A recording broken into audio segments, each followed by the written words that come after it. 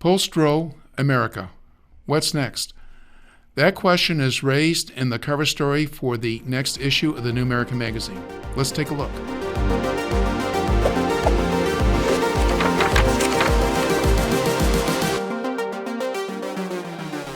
This is Beyond the Cover with your host, Gary Benoit, and today we have with us Annalisa Pesek, who wrote the cover story for the July 25 issue of the New American Magazine, an issue that is completely devoted to the subjects of Roe v. Wade and abortion.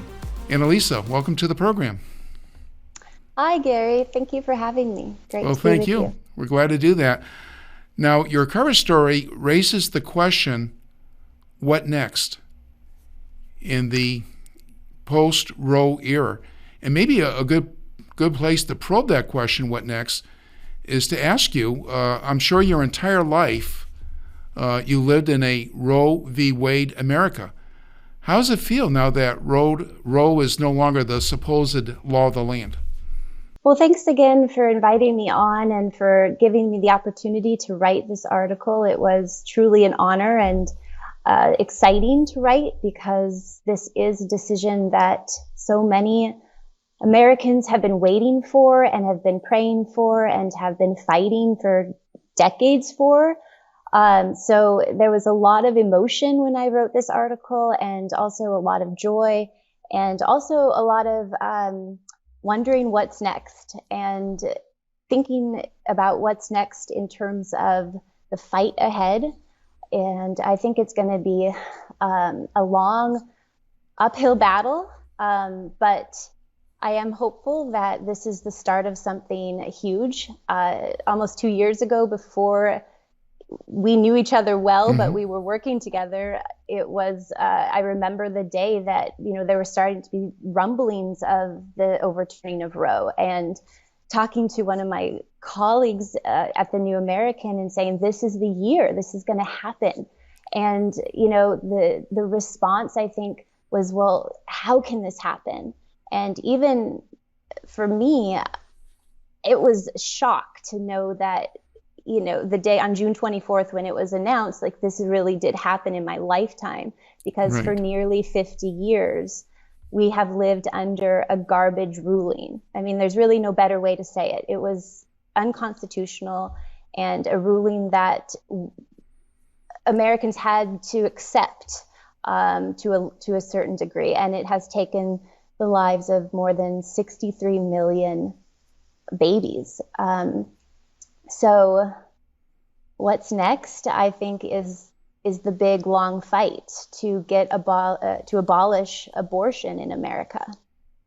Now, regarding that big, long fight, it really is quite incredible, I think, when you watch the antics and the backlash from the left. It's like they've lost their minds, like they've absolutely gone crazy.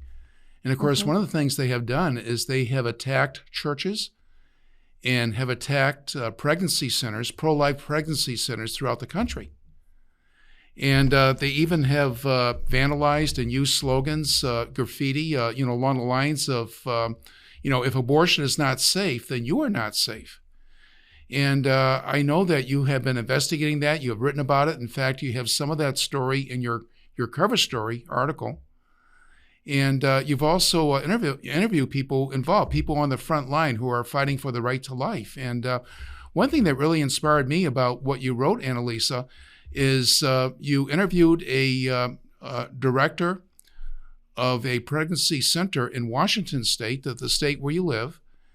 And, she said, and her center was vandalized, but she said that no matter what happens, they're going to stay open and fight for the right of the unborn. And I was very moved by that. But can you describe what it was like interviewing that individual, and also the resilience, the dedication of pro-lifers? Yeah. Heather Vasquez, that is the name of the director of the Next Step Pregnancy Service Center here in Linwood, Washington. And I heard from her today. She emailed me today and to give me an update on how she and her staff are doing. And they are doing remarkably well despite the attacks that are ongoing in this area. In fact, just before we got on to do this interview, I saw that another pregnancy center has been attacked in the town of Kenmore here.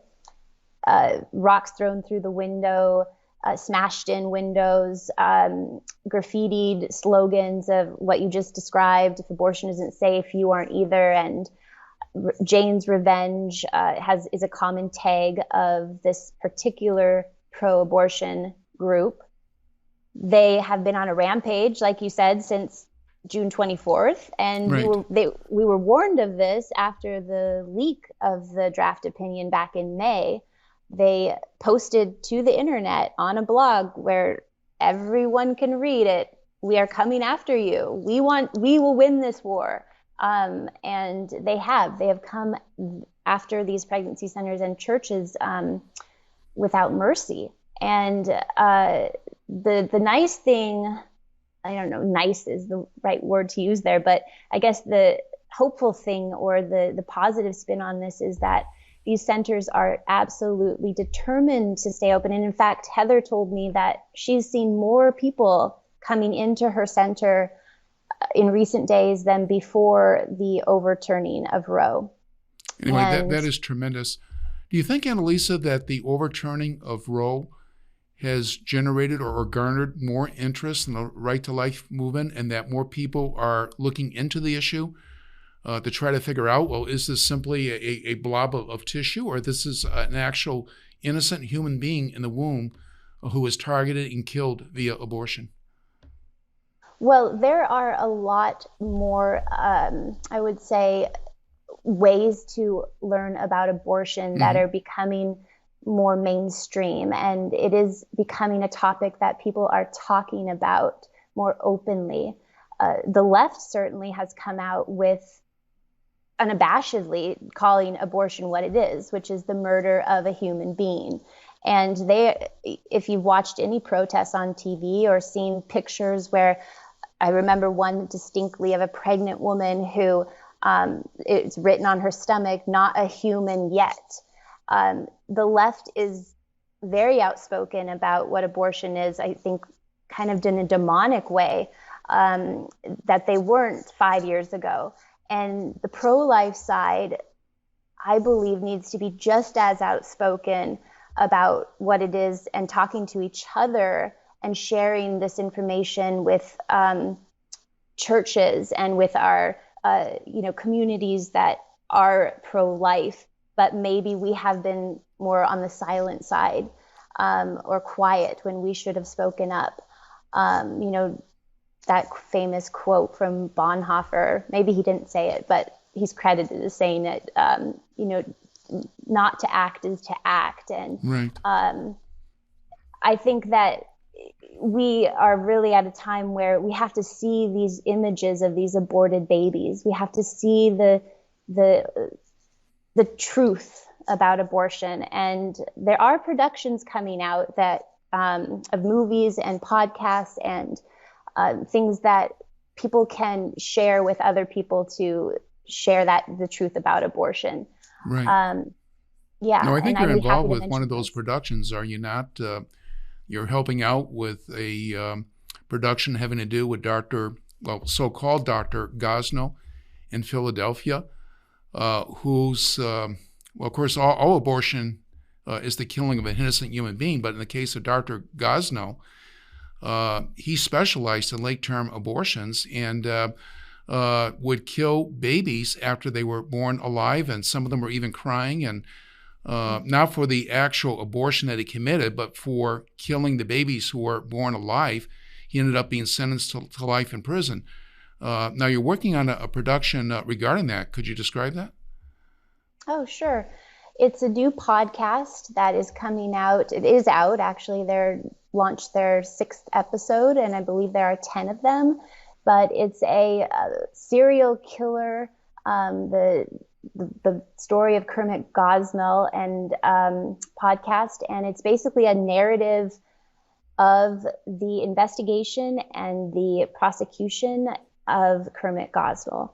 And it's a wonderful production because it highlights interviews with the detectives who worked on the case and the grand jury that indicted Kermit Gosnell, who was on a 40-year killing spree and basically killed thousands. We really don't know the number of lives he took, not only through abortion, but through drug overdoses. He was it was a drug mill, mutilation. He did horrific things. And this team of investigative journalists, Anne McElhenney and Phelim McAleer, they're actually from Ireland, and they are fighting the good fight in America, I'll tell you. They have put this together, and it's their third production on Gosnell. And I don't think we would have his story in the world if it wasn't for them, because there was a complete media blackout of the Kermit Gosnell trial and that story really altogether. So they've really brought it to life with the Gosnell movie, book, and now this podcast. And that's just one of the I guess, stories that people can hear about and say, wow, I didn't know that this was happening. And it is graphic, and it is horrific. You know, the dismemberment of a baby at 13 weeks is horrific, but he was doing it at 9 months. Right. And on a regular basis. So I think in one of my stories that I wrote for the New American, I said that every woman contemplating abortion should do two things, or she'd be, required to do two things. And one is to have an ultrasound, and two is to watch either The Silent Scream, which we haven't talked about, but everyone listening should know about this movie, produced by Bernard Nathanson. Right. That was back in the 1980s, I believe, wasn't it? Yeah, I believe so, 1984. Right. Mm-hmm. And the other is the movie The Matter of Life, excuse me. And this just came out. And it is another documentary on abortion, the history of abortion, but it also gets into the really gritty, grisly facts and truths, and shows what happens to a 13, 15-week-old baby in the womb. And I think when people see those images and really take the time to understand what abortion is, that they will have a different perspective on the issue. I think you're exactly right about that.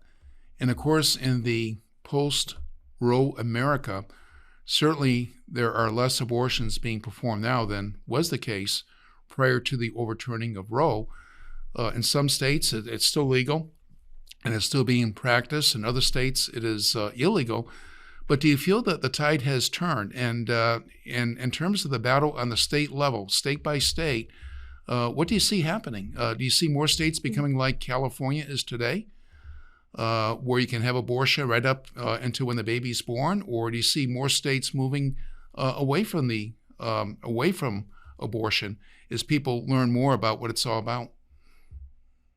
I think it's going to come down to the leadership of each state and what Republicans, or so-called Republicans, decide to do. And if they're going to stand by their word and be pro-life. I mean, we just talked about Gosnell, and all of his crimes occurred under a Republican governor, Tom Wolf.